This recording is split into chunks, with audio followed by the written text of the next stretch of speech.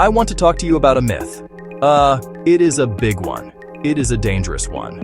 Many people believe that buying a home is always, without a doubt, the smartest financial move you can make.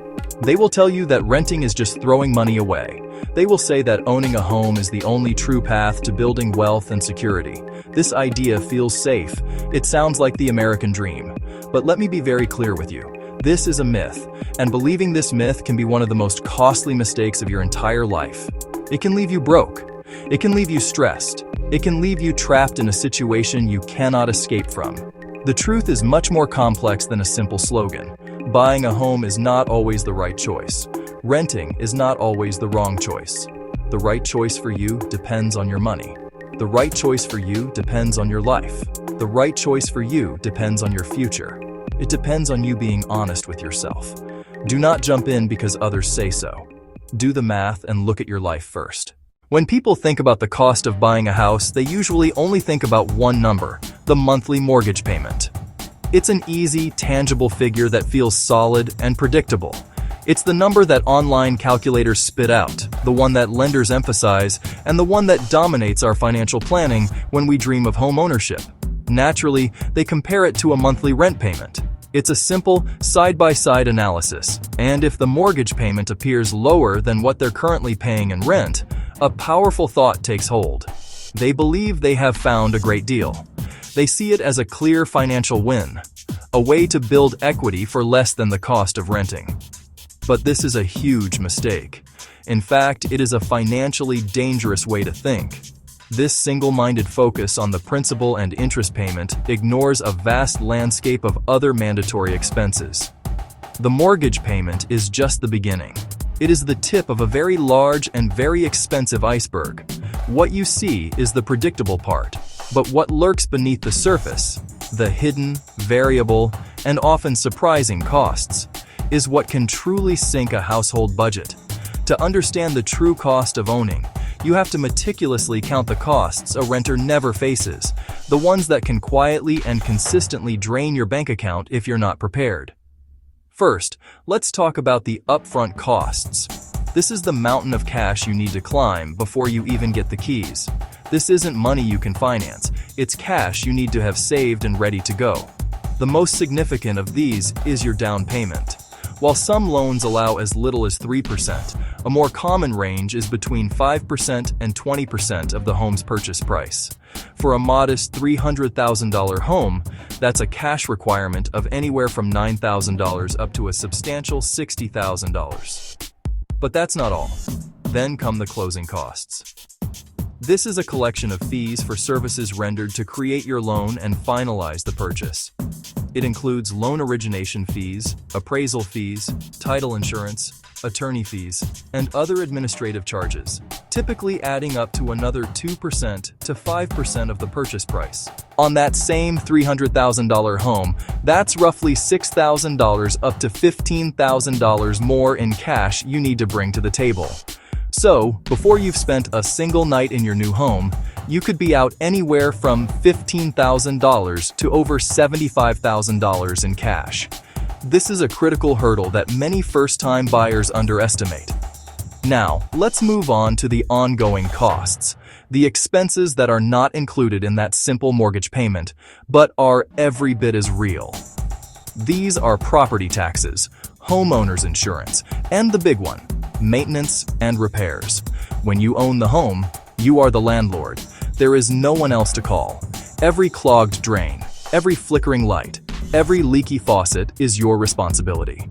And if the roof leaks, it's your problem.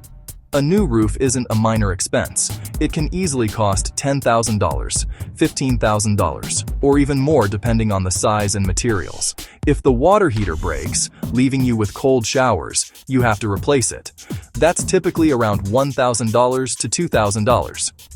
If the air conditioning dies in the middle of a summer heat wave, you're the one paying for a new unit, which can run from $5,000 to $10,000. These aren't if scenarios. For any homeowner, they are when scenarios. A good rule of thumb is to budget at least 1% of your home's value every single year for maintenance. For older homes or those in harsh climates, budgeting 2% or even 3% is much safer. So let's return to that $300,000 house and do the real math. Let's say your principal and interest mortgage payment is $2,500 a month. This is the number you compared to rent. Now, let's add the hidden costs. We'll add an average of $300 a month for property taxes and another $100 a month for homeowners insurance. Suddenly, your payment is now $1,900 a month. But we're not done. Using our 1% rule, we need to set aside $3,000 a year for maintenance. That's another $250 per month. Your true cost of housing isn't $500. It's $2,150. That's a massive 43% higher than the number you started with. This is the math that people fail to do, and it's precisely why they end up house rich and cash poor, trapped by a home they can technically afford but can't actually enjoy. Now let's talk about renting. For generations, we've been told it's like a black hole for your money, a temporary stop on the way to the real goal of homeownership. The narrative is powerful. You're just paying someone else's mortgage, throwing your hard-earned cash into a void with nothing to show for it. You make that payment every month, and at the end of the year, you get a receipt, not a deed. It's easy to fall into the trap of thinking you have nothing tangible to show for it, but this is not the whole story. In fact, this perspective is dangerously incomplete because it ignores what you're actually purchasing. Renting offers a different, often overlooked kind of value: freedom. And this isn't just a philosophical concept, it has a real quantifiable financial worth that rarely gets factored into the rent versus buy debate. When you rent, you unlock the ability to build wealth in other ways that can be more liquid, more diversified, and sometimes even more powerful than owning a single illiquid asset like a house. So, let's reframe this. You are not throwing money away, you are buying two incredibly valuable commodities: flexibility and predictability. These aren't just lifestyle perks. They are powerful financial tools. First, predictability. With a lease, your major housing costs are fixed for a set term. You know exactly what your rent will be each month. This stability is a budgeter's dream, creating a solid foundation for your entire financial plan. If the dishwasher breaks, the water heater fails, or the roof starts leaking, you don't spend your weekend, your savings, or your sanity trying to fix it. You make one call to your landlord. That's it. The problem, and the thousands of dollars it might cost, is not your problem. You are not on the hook for these sudden, often catastrophic expenses. This predictability shields your emergency fund and allows you to budget and invest with a level of confidence that most homeowners simply can't match. Second, flexibility. Renting gives you the unparalleled freedom to move. This mobility is a superpower in today's dynamic economy. If a dream job with a 30% raise comes up in another city, you can finish your lease and go. It's that simple. You can chase opportunity without being anchored down by a piece of property. As an owner, the process is a nightmare of friction and cost. Selling takes time, energy, and a staggering amount of money. Real estate commissions are often 5 to 6%. On a $300,000 home, that's $15,000 to $18,000 that vanishes instantly, before you even account for closing costs, repairs, and staging. And that's assuming a good market. If the local housing market dips, you could be forced to sell for less than you paid, locking in a significant loss. Renting completely insulates you from this direct market risk. So what if you choose to rent instead? You can take the money that would have been a down payment, plus the thousands you'd save annually on property taxes, insurance, and maintenance, and invest it. Over time, a diversified portfolio of stocks and bonds has historically matched or even beaten the returns of the real estate market, all while remaining far more liquid and flexible. You still build wealth, but on your own terms. It's time to stop thinking of renting as a waste. Instead, think of it as a strategic financial choice. You're not just paying for shelter. You're buying freedom, predictability, and the opportunity to build a different, more resilient kind of wealth. I have a simple rule to remember: the 5-year rule. If you are not absolutely certain you'll live in the same place for at least 5 years, do not buy a house. Period. The risks are too high. Generally, it takes about 5 years to break even on buying and selling costs. Sell sooner and you likely lose money. Fees can eat in 10% of value. $30,000 on a $300,000 house. You need big appreciation fast to break even, a gamble. Many markets will not give you that in 1 or 2 years. Life changes. Kids, promotions, force moves. Selling before 5 years can mean walking away with less than you started. They would have been better off renting. Be honest. Where will you be in 1, 3, 5 years? Job stable? Relationship? Family plans? Buying anchors you. Renting keeps you flexible and helps you adapt without a big financial hit. The 5-year rule is financial protection. Ignore it at your peril. Time is your compass. Let it guide you to the smarter choice. It's a favorite topic at dinner parties, isn't it? Our house is up 20% since we bought it. People love to say their home went up in value. It feels validating. It feels smart. It feels rich. This number, often pulled from a real estate website's algorithm, becomes a source of pride, a testament to a wise decision. But here's the uncomfortable truth. That value is purely theoretical. It's paper wealth. It's not real until the day you sell, close the deal, and the money is actually in your bank account. Until then, it is just a number on a screen, a fluctuating estimate that can go down just as easily and often as quickly as it went up. Unlike a stock you can sell in seconds, your home's value is locked up, illiquid, and subject to the whims of the market at the exact moment you need to access it. This is where the line between investing and gambling gets blurry.